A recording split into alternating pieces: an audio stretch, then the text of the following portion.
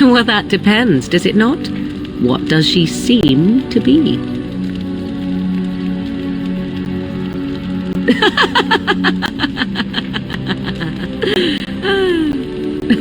Oh, she is certainly old. Have no mistake of that. Tell me, how much do you know of the tale? The one that the chastened still tell of my mother, to frighten them into obedience.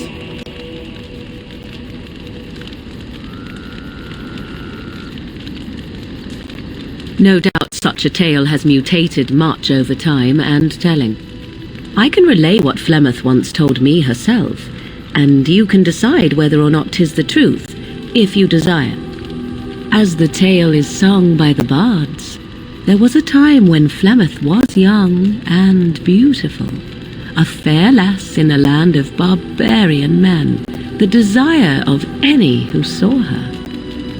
Many centuries before this land was even named Ferelden. The tales say that Flemeth fell in love with Osen the bard, and fled the castle of her husband, the dread Lord Conobar, and that he swore vengeance for her infidelity.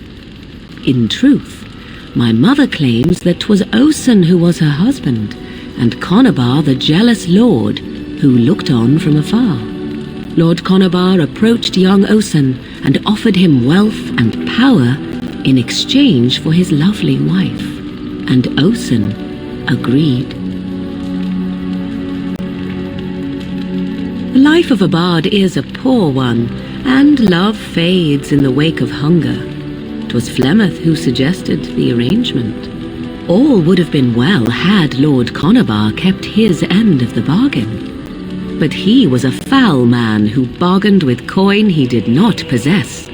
Osen was led off to a field and slain, left for dead. Flemeth spoke to the spirits and learned of the deed, and swore revenge.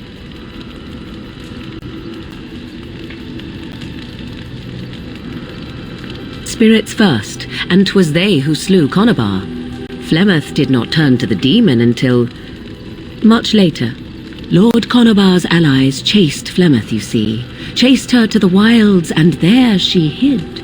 There she found the demon, and he made her strong.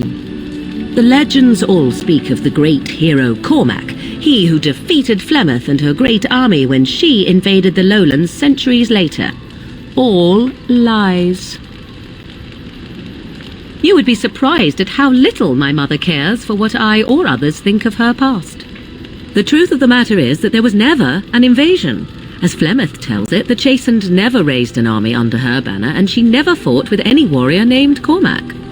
Cormac led a brutal civil war against his own people, and later claimed it was to vanquish evil that had taken root amongst the lords.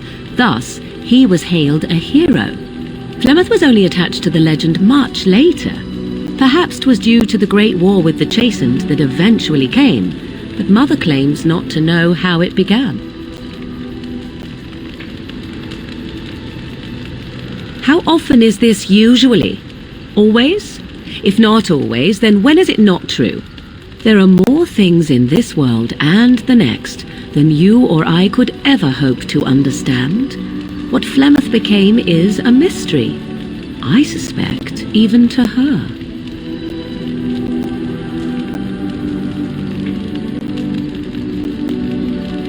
Flemeth tells it with far more embellishment than I, but you are welcome. Dare I ask of your own mother? Few are abominations of legend, 'tis true, but I find myself curious nevertheless. I see. I find myself a little envious, to tell the truth. But it matters not. Let us move on.